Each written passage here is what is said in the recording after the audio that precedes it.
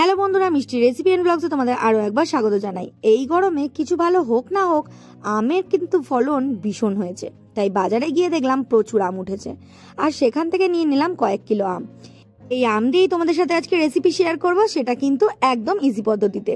আজকে তোমাদের সাথে শেয়ার করব আমসত্ত্ব, যেটা কিনা বাজারের থেকে 10 গুণ টেস্টি। তো চলো ঝটপট করে তোমাদের দেখিয়ে দিই। আমি কিন্তু পুরো আমটা নিচ্ছি না, কয়েকটা আম নিয়েই ফার্স্টে আমসত্ত্বটা বানাবো। তাই সবার আগে দেখো কয়েকটা আম নিয়ে নিয়েছি, খুব ভালো করে ধুয়ে নিয়েছি, আর সেগুলো খোসা কিন্তু একে একে ছাড়িয়ে নেবো। নিয়ে একদম টুকরো টুকরো করে দেখো কেটে নিয়েছি।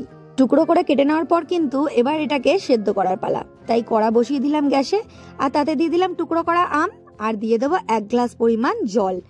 এবার জলের মধ্যে দিয়ে দিলাম অল্প একটুখানি নুন, দিয়ে ঢাকনা চাপা দিয়ে মোটামুটি ফুটতে দেব 10 মিনিটের মতন। দেখো 10 মিনিট পর কিন্তু দেখো আমগুলো একদমই গলে গেছে। এবার একটা হাতা দিয়ে খুব ভালো করে এটাকে আর একটু চেপে চেপে এইভাবে ম্যাশ করে দেবো।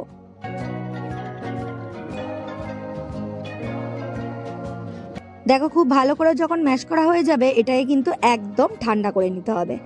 এবার নিয়ে নিলাম একটা বাটি, তার উপরে নিয়ে নিলাম একটা ছাঁকনি। আমার কাছে এরকম প্লাস্টিকের ছাঁকনি আছে, তোমাদের কাছে যেরকম আছে তোমরা সেটাই ইউজ করবে। এবার যে আমের পাল্পটা ছিল সেটা এতে দিয়ে দিলাম, দিয়ে কিন্তু খুব ভালো করে একদম ছেঁকে নিতে হবে। এরকম চামচ দিয়ে ঘুরিয়ে ঘুরিয়ে একদম ছেঁকে নিতে হবে। আর যে পাল্পটা বেরোবে সেটা কিন্তু একদম স্মুথ হতে হবে। দেখো ঠিক এরকম।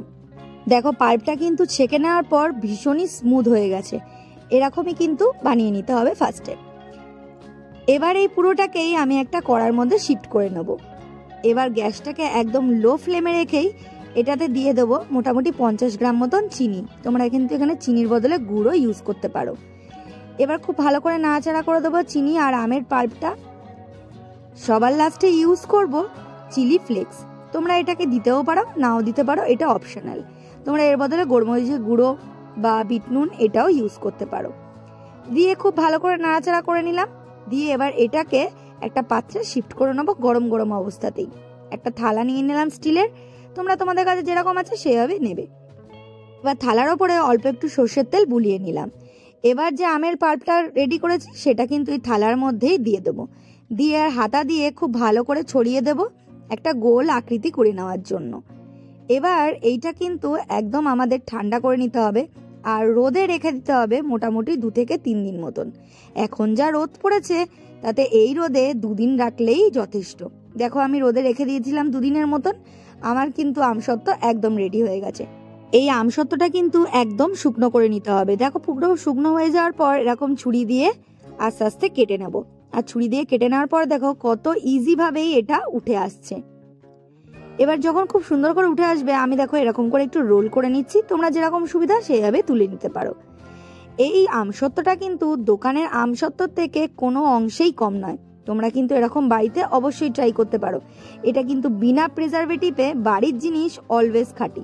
তোমরা কিন্তু বাড়িতে এইভাবে আমসত্ত্ব তৈরি করতে পারো, আর মোটামুটি 1 বছর মতন এটাকে রাখতে পারো। এটা এয়ারটাইট বক্সে রেখে ফ্রিজে রেখে দাও, 1 বছর ভালো থাকবে। আমার এই রেসিপিটা যদি ভালো লেগে থাকে তাহলে লাইক, শেয়ার, কমেন্ট করতে কিন্তু একদম ভুলো না। আর নতুন বন্ধু থাকলে অবশ্যই সাবস্ক্রাইব করে নিও, বেল আইকনটা অবশ্যই প্রেস করো, আর আমার ফেসবুকের পেজটা অবশ্যই ফলো করে নিও। Thanks for watching.